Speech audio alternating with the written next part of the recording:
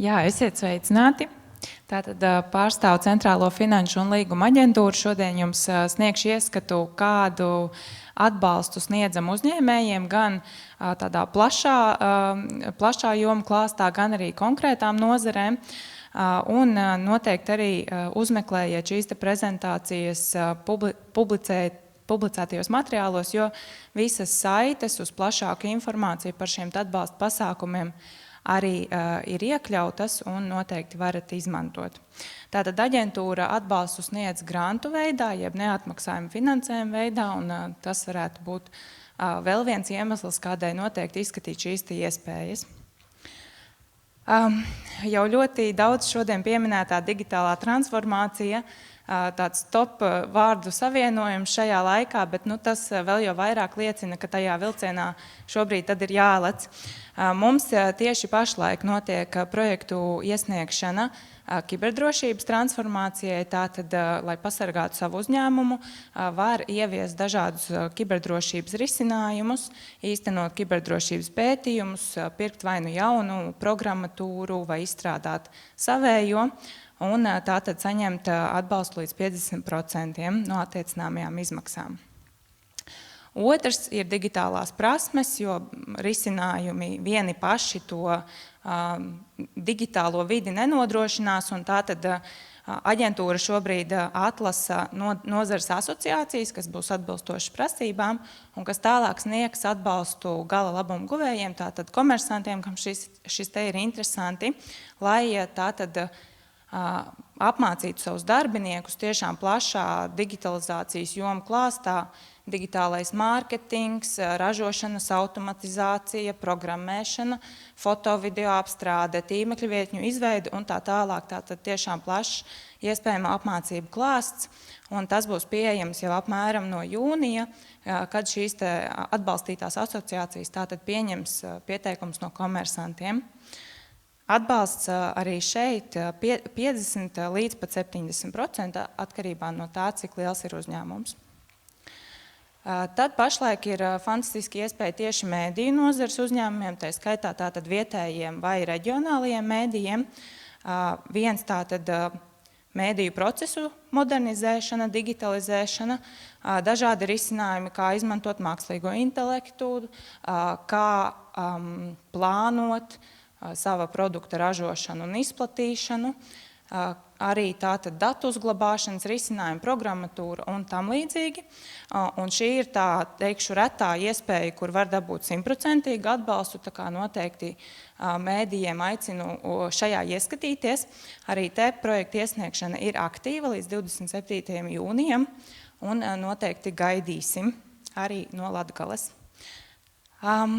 Tālāk tas, kas būs nedaudz vēl jāpagaida, jo šobrīd tātad tiek no aģentūras puses atlasīts kompetences centrs, ir šī te tieši mēdījiem vērstā digitālā kompetence, kur jau nedaudz mērķētāk, ne tik vispārīgi apmācību veidā, bet jau tieši specifisku konsultāciju, mēdīju biznesa modeļu uzlabošanas veidā tiek piedāvāts atbalsts, kā mēdījiem tātad sekot līdzi šim te laikam, aktuālajiem mēdīju produktu patēriņa procesiem un tātad būt konkurētspējīgiem. Tā arī šeit 100% atbalsts, kā tas tiešām varu teikt ir retums.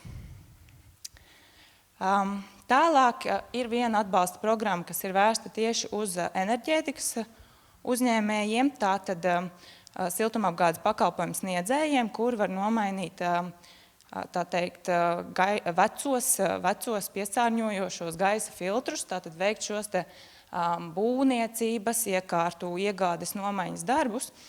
Un arī šeit ir aktīva pieteikšanās līdz 17. maijam. Droši varat ieskatīties nosacījumos un tādējādi gan paaugstināt savu konkurētspēju, gan pie reizes mazināt gaisa piesārņojumu. Tad tehnoloģiskās attīstības jomā tātad šis ir tāds interesants atbalsts uzņēmuma, tā teikt, iziešanai biržā. Šeit arī tas nozaru loks nav ierobežots ļoti konkrēti, bet kopumā uzņēmumam, kas pretendē uz šo te atbalstu, jābūt vērstam uz tehnoloģisko attīstību, pētniecību, inovācijām, un tā tad var saņemt atbalstu akciju vai parādu vērtspapīru iekļaušanai biržā līdz 50%. Šis būs pieejams aptuveni tuvāko 2 mēnešu laikā. Pētniecība un inovācijas, kas arī tātad nozīmīgs solis, lai gan paaugstinātu savu konkurētspēju vietējā līmenī, gan arī tad iet uz tiem jaunajiem tirgiem ar kaut ko jaunu un nebijušu. Tātad pieejams gan atbalsts dažādu rūpniecisko pētījumu, eksperimentālo izstrāļu veikšanai. Šajā konkrētajā saitē redzēsiet, ka tās programmas ir pieejamas 3, līdzīgs saturs, bet katrai mazliet cits nozaru fokus, bet tā tad būs pieejams arī kompetences centros, ko šobrīd atlasām, un šajā te saitē arī varēsiet redzēt konkrētos kompetences centrus, tie parasti ir pa nozarēm sadalītās asociācijas, kurās tad var vērsties jau ar konkrētu pētījumu piedāvājumu, kuru vēlaties veikt, un tur ir pieejams atbalsts 25 līdz 80%, atkarībā no tā, kāda veida šis pētījums ir un cik liels ir uzņēmums. Tāpat atbalsts pētniecībai ir pēcdoktorantūras pētījuma programmā, kas nozīmē, ka tiek sniegts atbalsts, lai varat piesaistīt savā uzņēmumā pēcdoktorantu kāda noteikta pētījuma veikšanai, un tā tad jums ir lētāk šīs te izmaksas pašiem. Šeit arī tātad jūnijas aptuveni, kad Latvijas zinātnes padomē varēs šos te konkrētos pieteikumus iesniegt, mēs tātad esam procesā ar Latvijas zinātnes padomi, kā šī te atbalsta starpnieku šobrīd. Tad arī tāds specifiskais atbalsts atkritumu apsaimniekošanas nozares komersantiem tātad, kas būs pašās aprīļa beigās var būt, bet drīzāk maijā, ir tātad atkritumu dalītās vākšanas attīstībai, konteineru iegādēji, tātad ne tikai tie standarta konteineri, kas ir standarta sadzīves atkritumiem, bet arī dažādi specializētie konteineri, un tur atbalsts ir līdz 85%. Savukārt atkritumu pārstrādēji aptuveni arī maijā plānojam atvērt šo pieteikšanos, ir iespējams veidot dažādu veidu atkritumu pārstrādes iekārtas, tātad gan būvdarbus, iekārtu iegādi, uzstādīšanu, ieregulēšanu, traktortehnikas iegādi saistīto, un arī saņemt tātad no 55 līdz 85% atbalsta atkarībā no tā, kura veida izmaksas tās ir un cik liels ir komersants.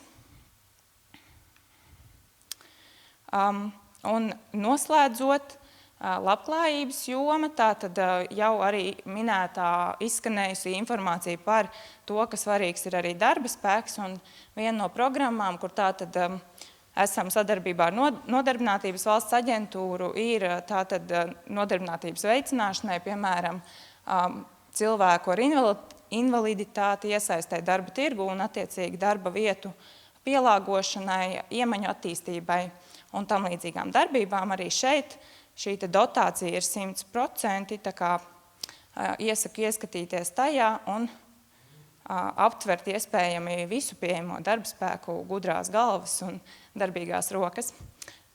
Un visbeidzot, uzņēmējiem, kas vai nu jau darbojas sociālo pakalpojumu jomā vai interesējas par to, ar sabiedrības integrācijas fonda atbalstu būs drīzumā pieejams atbalsts projektiem, tādiem inovatīviem projektiem, lai attīstītu sociālos pakalpojumus, piemēram, attiecībā uz aprūpi attālos lauku reģionos vai nodarbinātības saglabāšanu aprūpētājiem. Tas īsumā pavisam izskrienot cauri atbalsta veidiem ir viss. Noteikti gribu aicināt sazinieties gan ar tiem kontaktiem, kas ir norādīti prezentācijā, gan, ja tomēr kaut ko, kas uzrunā tieši jūs šeit neatradāt, varat uzjautāt aģentūras kontakta vietās jebkurā gadījumā, jo ja ne pie mums, tad mēs arī esam ciešā sadarbībā ar citām iestādēm un mēģināsim novirzīt jūs pie pieejamā atbalsta. Un tāpatās šīs programmas ir tās, kas ir tiešām konkrēti vērstas uz komersantiem, bet kā jau arī iepriekš izskanēja, uzņēmējdarbība attīstās ne tikai šo atbalstu rezultātā, bet arī apkārtējās infrastruktūras, darba spēka pieejamības, prasmju un citu faktoru ietekmē, un arī ar šiem jautājumiem aģentūra plaši strādā. Ir pieejams ļoti dažādas atbalsta programmas gan pašvaldībām, pašvaldību kapitāla sabiedrībām, izglītības iestādēm un citiem. Tā kā aicinu ieskatīties gan aģentūras kanālos, gan arī ir tīmekļa vietne esfondi.lv, kur tiek apkopotas visas šīs atbalsta sniedzēja institūcijas un kur varbūt tad ir vieglāk norentēties starp mums visām, jo es pieņemu, ka tas kādā brīdī var kļūt grūti. Paldies jums par uzmanību!